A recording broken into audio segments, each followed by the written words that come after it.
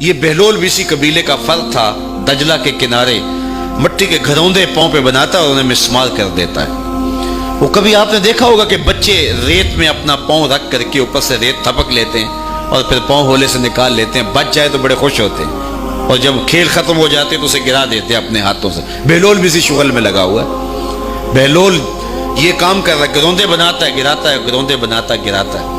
بادشاہ گزرا، پوچھا بہلول کیا کر رہے ہو؟ ہنس کے کہا جنت کے مکان بنا رہا ہوں۔ کہا بیچتے ہو؟ ہاں بیچتا ہوں۔ کتنے کا؟ 10 روپے کا، سیل لگائی ہوئی ہے۔ بادشاہ مسکرا کے گزر گیا، دیوانہ ہے، مجنوں ہے، اپنی موج میں لگا ہے۔ پیچھے سے ملکہ زبیدہ بھی آ رہی تھی، اس نے بھی دیکھا، کہا بہلول کیا کر رہے ہو؟ کہا جنت کے مکان بنا رہا ہوں۔ کہا بیچتے ہو؟ ہاں 10 روپے کا بیچتا ہوں۔ 10 روپے بادشاہوں کے لیے کیا ہوتے ہیں؟ 10 درہم نکالے، اس کو دیا، اس نے دریائے دجلہ میں پھینک دیا۔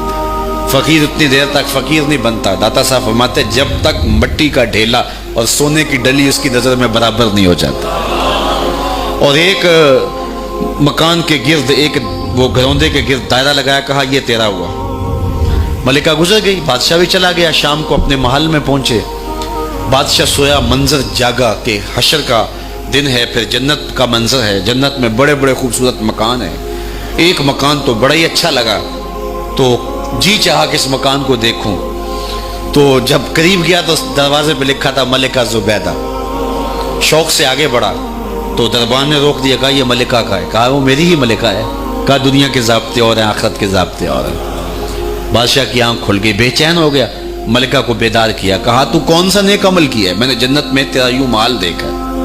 ملکہ کہنے لگی وہی معمول کی نمازیں، وہی سب کچھ، کوئی نیا کام تو میں نے کیا نہیں۔ ہاں یاد آیا، کل گزر رہی تھی، دجلہ کا کنارہ تھا، وہ جسے لوگ مجذوب کہتے ہیں، وہ جو دیوانہ کہلاتا ہے، وہ بہلول، وہ جنت کے محل کہتا تھا، وہ بنا رہا۔ میں نے کہا چلو کوئی بات نہیں، فقیر ہے، 10 روپے کیا ہوتے ہیں؟ 10 روپے کا ایک محل خریدا تھا۔ بادشاہ سر پکڑ کے بیٹھ گیا، وہ تو مجھے بھی کہتا تھا۔ میں دیوانے کی بات سمجھ کے گزر گیا۔ اگلے دن بادشاہ قصدن گزرا۔ جب قصدن گزرا نا تو دل دھڑک رہا تھا کہ کہیں مجذوب پھر آج مل جائے اور اسی موج میں ہو تو کام بن جائے۔ دیکھا تو بہلول وہاں بیٹھا ہوا ہے، آگے بڑھ کے دیکھا تو کام بھی وہی۔ بادشاہ پھر رک گیا، پوچھا بہلول کیا کر رہے ہو؟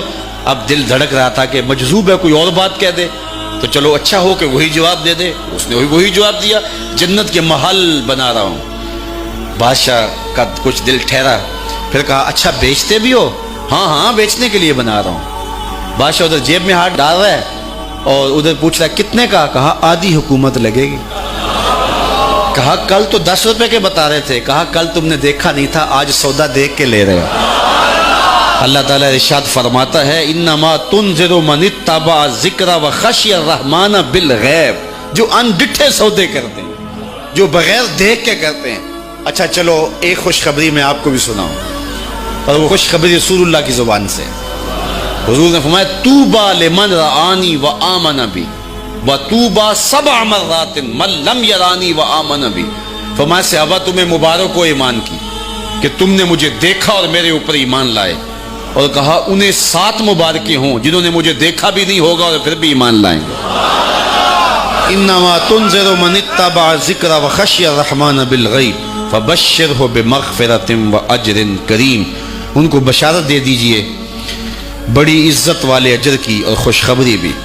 تو جس اجر کو میرا رب بھی کریم کہہ رہا ہے وہ اجر کیسا ہوگا؟